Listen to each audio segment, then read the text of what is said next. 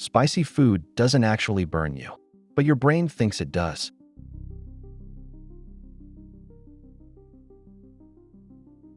You bite into a chili pepper. Within seconds, your face flushes red.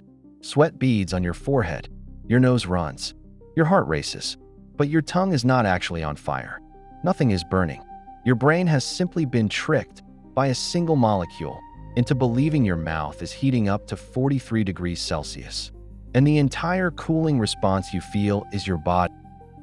Inside your mouth, your tongue, and your throat, the nerve endings are studded with tiny protein gateways called ion channels. One of them is named TRPV1, short for transient receptor potential vanilloid 1. Its specific job is to detect dangerous heat. TRPV1 sits closed most of the time, but the moment the temperature of the tissue around it climbs to about 43 degrees Celsius, the temperature where proteins start to denature and cells begin to suffer real damage, the channel snaps open. When it opens, it lets a flood of calcium and sodium ions rush into the nerve cell, and that flood triggers an electrical signal that races up the nerve, into the spinal cord, and straight to the brain.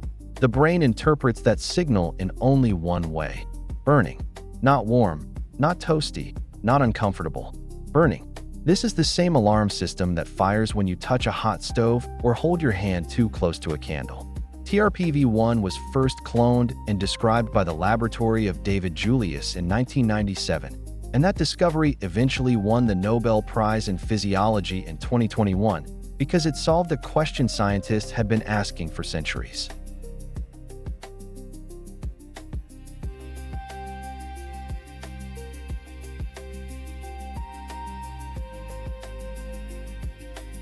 Now, here's the trick that chili peppers play.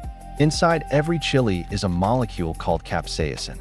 Capsaicin has a shape that fits perfectly into the binding pocket on the TRPV1 channel, the same pocket that responds to dangerous heat. When capsaicin locks into that pocket, it physically forces the channel open. No heat, no flame, no actual rise in temperature.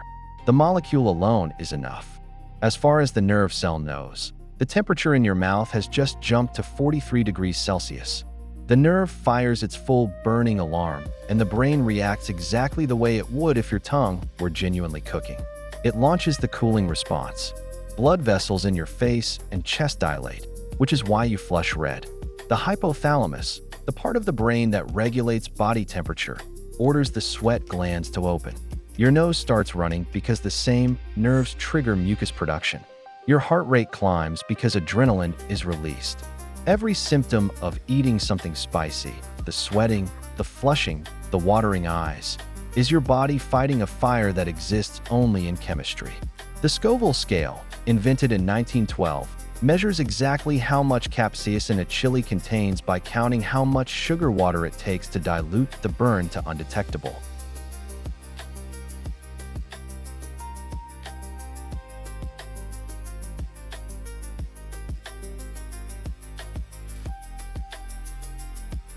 But why would a plant evolve a molecule whose only job is to fake a burning sensation in an animal's mouth?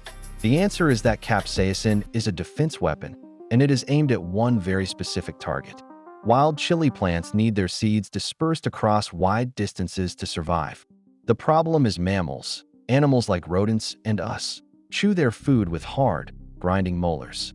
A mammal that eats a chili will crush the seeds and destroy them in the digestive tract. Birds, on the other hand, swallow seeds whole, fly long distances, and deposit them intact, often kilometers from the parent plant. So the chili plant evolved capsaicin to punish mammals and reward birds. And here's the beautiful part.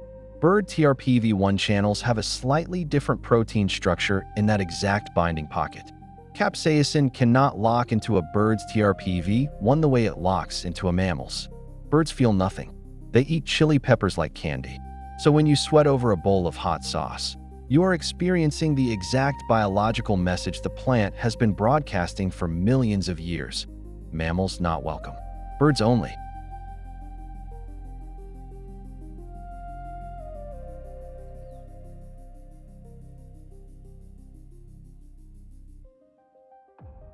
That's how a plant molecule tricks your brain into the burn response.